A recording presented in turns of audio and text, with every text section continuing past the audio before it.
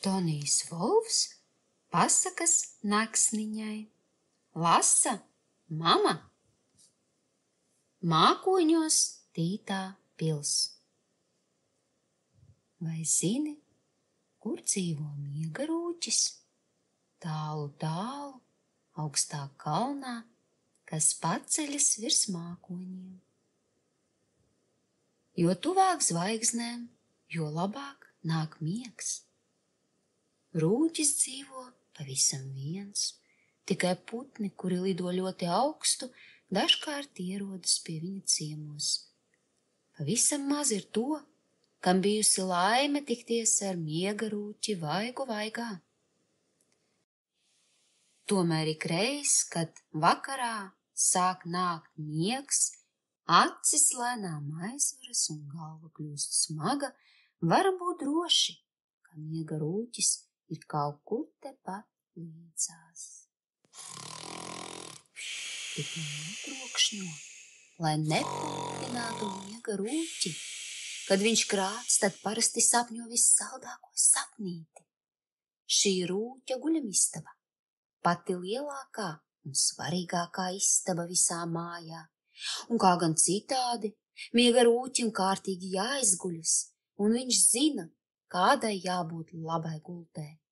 Viņam pašas siltākās segas un 8 paši mīkstākie dūmu pēļi, gandrīz tikpat daudz, cik princesē uz zirni. Viņam ir daudz dažādu modinātāju pulksteņu. Pirms gulētiešanas miegarūķis visu pārbauda, jo nedrīkst taču aizgulēties. Un brīdī, kad pienāk laiks celties, visi pulksteņi zvana vienlaikus. Miegarūķis plati nožāvājies, kārtīgi izbersē acis, tad izlec no gultas un sāk aši ģērbties. Man jāpasteidzas, ir tik daudz darāmā. Viņš pie sevis murmina, vilkdams mugurā darba tērpu. Uz galda viņu jau gaida gardas brokastis. Klau, vai ievēroji, cik jocīgi izskatās cepure, kas ir kā nosēta ar zvaigznēm? Vai zini, kāpēc tā ir tik augsta? Atklāšu tev noslēpumu. Cepurē rūķis slēp miega līdzekli. Tas glabājas burvju kārbiņā ar nelieliem caurumiņiem, pa kuriem var izbārstīt miega putekļus. Šo dārgo dāvanu viņam dzimšanas dienā uzdāvināja mēnesis feja. Pirms tam miegarūķis putekļus bārstīja vienkārši ar pirkstiem. Tad bija daudz grūtāk sadalīt miega daudzumu un bieži gadījās kļūmes. Kāds gulēja veselas 3 dienas no vietas, bet kāds cits pamodās pašā nakts melnumā.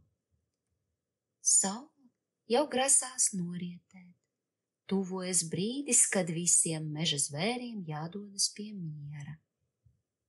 Viss kārtībā, laiks doties ceļā, nosaka miegarūķis, kad gaisa balons ir piekrauts.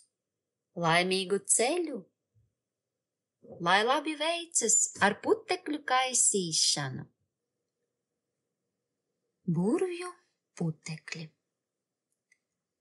Rūķis ir norūpējies, jo miega putekļu krājumi ir beigušies. Ak, man dieniņ, Viņš izsaucas, satraukti plūkādams bārdu. esmu palicis tukšā. Jāpaskatās vēl pieliekamajā kambarī, arī trauku skapī. Nekā. Varbūt mājas aptieciņā vai zem sola, varbūt katlā. Arī tukšs. Nedrīkst zaudēt ne mirkli, man jāpagatavo jauna deva. Interesanti, no kā gan gatavo noslēpmainos putekļus, uz kurieni tagad dosies miegarūķis, lai sagādātu visu vajadzīgo, un kā viņš visu sajauks. Ja būsi rātns, tu drīz vien visu uzzināsi. Vispirms miegarūķis savā gaisa balonā aizlido līdz tālajiem Tirkīza jūras krastiem, kur sagādā galveno sastāvdaļu – smiltis. Viņam neder, kuras katras smiltis, vajadzīgas pašas smalkākās. Tās iegūst visdziļākajā jūras celmē. Smiltis Rūķim uznes labās draudzenes ziltiņas, izlecot no ūdens. Lai arī smiltis ir smalkas, jo smalkas, tomēr Rūķis tās vēlreiz izsijā caur savu sietu, jo nedrīkst taču palikt neviens lielāks graudiņš, kur nu vēl kāds sāls kriksītis. Tad acis sāktu asarot. Paldies, tagad man pietiks. Liekas, ka šoreiz smiltis ir īpaši smalkas un labas, vienkārši lieliskas. Rūķis uzslavē ziltiņas, atsveicinās un dodas projām ar pilnu spaini. Nākamā apstāšanās vieta ir nakts fejas karaļvalsts, kas atrodas zvaigžņotajās debesīs. Sveika, mīļā feja! Lūdzu, iedod man savus zvaigžņu putekļus! Miega Rūķis uzrunā feju. Protams, iedošu. Pagaidi, kamēr sameklēšu ķeramo tīklu. Feja ir gatava izlīdzēt.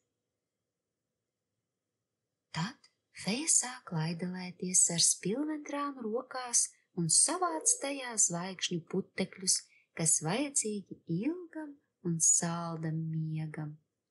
1000 pateicos, mīļā feja! Rūķis viņu tencina un ieceļ pilno spilvendrānu gaisa balonā. Līdz nākamajai reizei! Nu, laiks doties uz mežu. Labi, ka vēl palikušas meža zemenītes, priecājas Miega Rūķis, vēlreiz ieskatīdamies savā garajā sarakstā. Tajā uzskaitītas puķes, augļi, ogas, lapas, sulas, zālītes, sēklas, saknes, īsi sakot viss, kas veicina saldus un jaukus sapnīšus. Lai savāktu visu vajadzīgo, Rūķim ir īpaši ratiņi ar 6 atvilknītēm. Kad viss nepieciešamais ir sagādāts, laiks atgriezties mājās, kur viņam ir iekārtota laboratorija. Miega Rūķis ir mazliet aizmāršīgs, tāpēc viņš drošības labad vienmēr ieskatās lielajā burvju recepšu grāmatā, lai tikai neaizmirstos kaut kas īpaši svarīgs. Rūķis uzmanīgi lasa, ieklausies arī tu. Vispirms katlā ieber smiltis, tad pievieno mētras, ogas, augļus un sulas, beigās pieber dažas saujas miega putekļu. Recepte ir ļoti gara, sarežģīta, bet galvenais slepena, tāpēc nedrīkst to atklāt sīkumos. Beigās, kad viss ir samaisīts, seko vārīšana, atdzesēšana un visbeidzot sabēršana pareizajos maisiņos. Skaidrs, ka vien un tie paši miega putekļi nederēs visiem. Gan Mārītei, gan Pelītei, gan Stirnēnam, gan Lācim ir vajadzīgs katram savs piemērots maisiņš. Tāpēc Miega Rūķis rūpīgi glabā maisiņus atsevišķi. Tie ir dažādās krāsās un atšķirīgi pēc lieluma. Bet tagad ikvienā maisiņā vēl jāieliek pēdējā īpašā sastāvdaļa. Stirnēnam, kuram vienmēr ir augsti, vajag nedaudz siltuma, bet āpsim, kurš aizvien svīst, vajadzīgs vēsums. Savukārt kurmim, kam piemetušās iesnas, jāpieliek zāles pret saaugstēšanos, un visiem kāds īpašs sapnītis. Gulētiešanas laiks. Saule jau norietējusi un debesīs cieši blakus mēnesim parādījusies pirmā zvaigzne. Ātrāk, meža iemītnieki, steidzieties uzvilkt pidžamas! Vienīgi Upis šajā laikā drīkst palikt nomodā, jo viņam visu nakti modri jāuzrauga drošība mežā.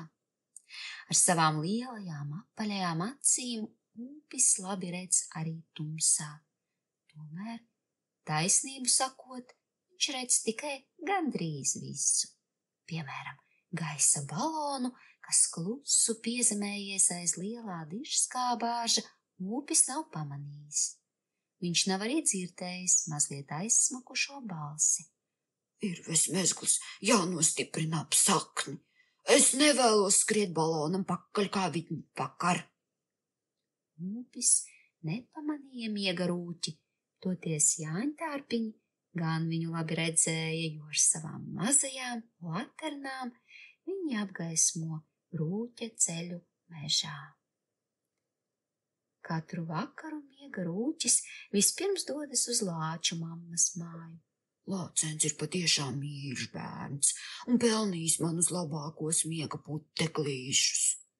Rūķis klusām murmina. Viņš nedrīkst skaļi runāt, jo Lāču mamma lasa mazajam priekšā grāmatu, bet Lācēna acis jau sāk vērties ciet.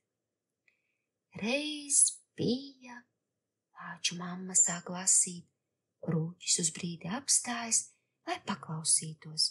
Viņam patīk pasakas, un katru vakaru viņš cenšas kādu noklausīties. Un viņi dzīvoja laimīgi. Lāču mamma beidz lasīšanu un aizver grāmatu. Nu pienākusi miega rūķa kārta uzdarboties, viņš izbārsta putekļus. Nemaz nevajag daudz, jo Lācens ir jau gandrīz aizmidzis. Ar labu nakti, saka Lācena un noskūpsta dēlēnu. Pienācis laiks grūtākam darbam. Jāiemidzina nerātnais Sesku mazulis, kurš katru vakaru plosās kā nelabais un dzens savu māmiņu izmisumā. Te nelīdz ne vakara pasaka, ne šūpuļdziesma, ne nomierinoša tēja. Rezgalis pretojas. Man nenāk miegs, es vēl gribu paspēlēties. Nabaga Sesku mātei jau visi spēki galā. Klusāk, tas nav izturams! Apsauc kaimiņi. Miega rūķis saprot, ka te vajadzīga īpaša pieeja, un izber pār Sesku mazuļa galvu veselu miega putekļu maisiņu. Kad arī pārējie mazuļi iemiguši, pienākusi kārta nogurušajiem vecākiem. Susuriņam gan nevajag miega putekļus, viņam nāk miegs pat dienā. Miega rūķis sakārto susuriņa segu, jo ir taču rudens un laiks kļūst vēss. Tāpēc tam viņš nocēš lukturi un uz pirkstgaliem iziet ārā. Ar labu nakti, susuriņ! Kurmim ir iesnas un grūti pēlpot caur degunu, tāpēc viņš nevar lāgā iemigt. Taču tikko uz sliekšņa parādās miega rūķis, notiek brīnums. Kurmis nožāvājas, pamatīgi nopūšās, un arī viņam acis aizveras. Ar labu nakti, kurmi! Tagad jādodas pie Lāča Bruno, kas pēc darba pāradies mājās un ir pavisam piekusis. Vēl jāizkaisa nedaudz miega putekļu arī murkšķim. Un nu jau visi guļ dziļā miegā. Šovakar viss izdevās ļoti raiti, priecājas apmierinātais rūķis. Taču, taisnību sakot, ir gadījies arī citādi. Rūķa nedienas. Ja tu zinātu, kādas nepatikšanās miega rūķim ir gadījies iekulties, kaut vai toreiz, kad viņš laikā nepamodās, taču labāk Sāksim visu no sākuma. Tas notika vasaras 3. mēnesī, viņa dzimšanas dienā. Fejas un meža gari miega rūķi bija apsveikuši ar milzīgu torti. Rūķim allaž bijusi laba apetīte, bet šoreiz viņš tā pārēdās, ka sāka sāpēt vēders. Pēc tam rūķis iekrita tik dziļā miegā, ka nedzirdēja nevienu pulksteni zvanā. Viņš turpināja krākt arī tad, kad skanēja modinātāja koris, un tā. Tovakar neviens nespēja iemigt. Pēc tam, kad visiem meža dzīvniekiem bija apnicis grozīties gultā no vieniem sāniem uz otriem, viņi saprata, ka šovakar nekāda gulēšana nesanāks. Sarīkosim svētkus, viņi vienprātīgi izlēma. Tika iekurti ugunskuri, visapkārt valdīja līgsmība, skanēja dziesmas, notika sacensības, dejas un spēles. Vieni sportoja, bet citi stundām ilgi dziedāja. Dažs labs izjokoja citus, bet viens otrs kļuva par izjokošanas upuri.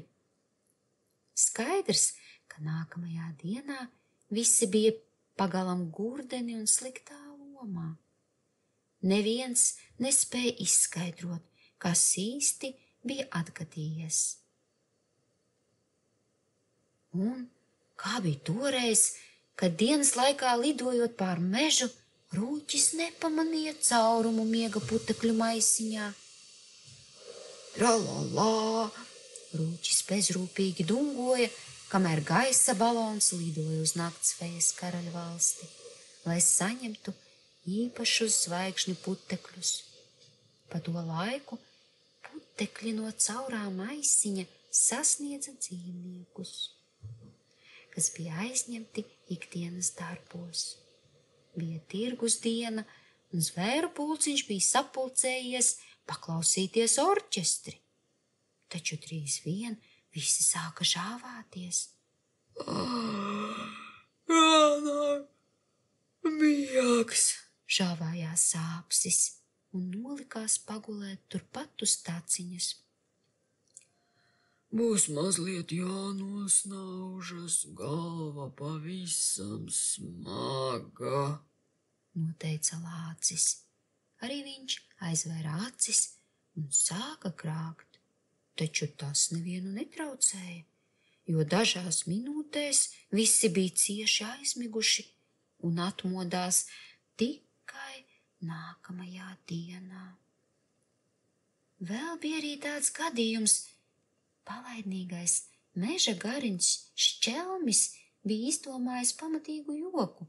Viņš slepus aizstāja miega putekļu maisiņu ar miltu maisiņu.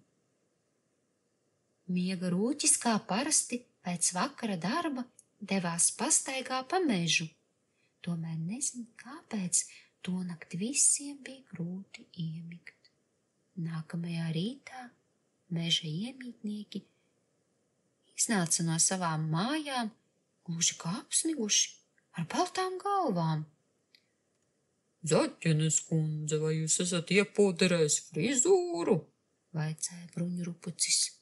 Kas tā par izrunāšanos? Zaķene atcirta. Visi strīdējās, kašķējās, centās atrast vainīgo, taču noslēpums nav atklājies līdz pat šai dienai. Ar labu nakti, miega rūķi. Ir jau dziļa nakts, un rūķis cer, ka beidzot varēs atgriezties mājās. Arī viņš ir ļoti piekusis. Iespējams, ka bārstot miega putekļus, kaut kas ticis arī pašam. Tomēr pirms došanās atpakaļceļā viņš nolēma vēlreiz pārskatīt darbu sarakstu. Paskatīsimies, Lācēns sapņo pa medus raušiem, Sestku mazulis guļ, Kurmis var pelpot caur degunu, Susuriņa lukturis ir nodzēsts, Bruņurupucis vai Es pavisam aizmirsu bruņu rupuci, un ne tikai viņu, bet arī zaķi, āpsi un lāču papu. Man jādodas tūlīt atpakaļ un jāpārbauda, vai viņi visi ir aizmiguši. Rūķis negribīgi dodas atpakaļ ceļā. Bruņurupucis jau guļ, taču kādam jāuzgriež modinātājs, jo viņš to vienmēr aizmirst izdarīt. Lai iet tieši 7, Nolem miega rūķis. varbūt tad viņš nenokavēs, kaut vienmēr ir tik lēns. Zaķis vienmēr ir tik nekārtīgs. Ja nesaseksies kā nākas, tad rīt pamodīsies nosalis. Rūķis ir neapmierināts. Viņš paceļ segu no grīdas un apsedz zaķi līdz pašām ausīm. Apšālā viņš nonāk pašā laikā. To jau varēja iedomāties, āpsis ir aizmirsis nodzēst sveci. Par laimi esmu atgriezies, tā taču mežā var izcelties ugunsgrēks.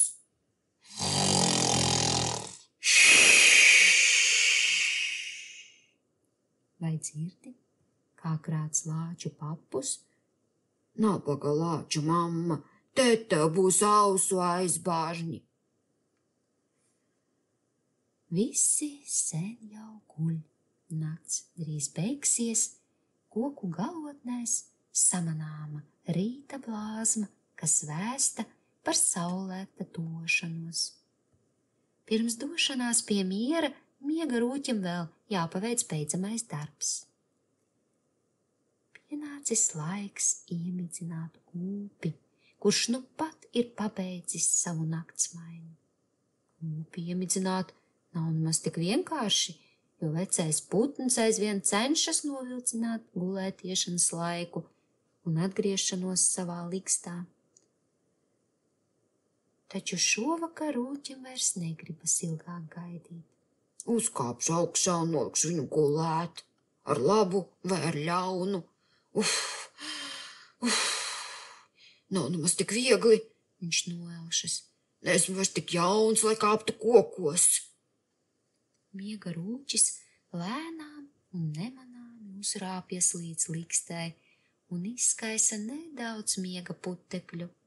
Vēl kādu laiciņu viņš paliek turpat, lai pārliecinātos, ka lielais putns beidzot lēni vēcinot spārnus, miegains ielaižas savā ligstā. Tad arī miega rūķis var doties pie miera. Ceļš gaisa balonā līdz mākoņos tītajai pilī ir garš. Kad miega rūķis beidzot uzvelk pidžamu, ir jau pienācis saulēkts. Bet vai tad viņš uzreiz ies gulēt? Protams, ne. Rūķis labi zina, kas jādara pirms gulēšanas. Jāiet siltā vannā, ieslīkstot liegajās lavandas putās un pēc garas darba dienas jānomazgājas. Kārtīgi jāiztīra zobi ar kumelīša zobu pastu, jāizdzer krūze nomierinošas tējas. Nu, atlicis vēl tikai uzvilkt modinātāju pulksteņus. Tad varēs gari nožāvāties, rāpties gultā un ērti iekārtoties mīkstajos pēļos. Cik labi ir gultā, vai ne, Lācīt? Rūķis ērti ieridinās zem siltās segas. Tik tiešām arī miega rūķis. Nu guļ cieši apskāvis savu Lācīti. Ar labu nakti, miega rūķi, saldus sapnīšus. Beigas. Un tagad arī tev ir laiks doties pie miera, vai jūti jūras smilšu, zvaigžņu putekļu un meža augļu smaržu. Nē? Nejūti? Laikam neesi kā nākas aizvēris actiņas. Tikai tad, miega rūķis varēs atnākt pie tevis ciemos, ja būsi iztīrījis zobus, žigli uzvilcis pidžamu un paklausīgi gājis gulēt. Tad miega putekļi nonāks tavās acīs, un tu redzēsi brīnišķīgus sapnīšus. Rīt tu pamodīsies un atkal varēsi klausīties jaukos stāstus par miega rūķi.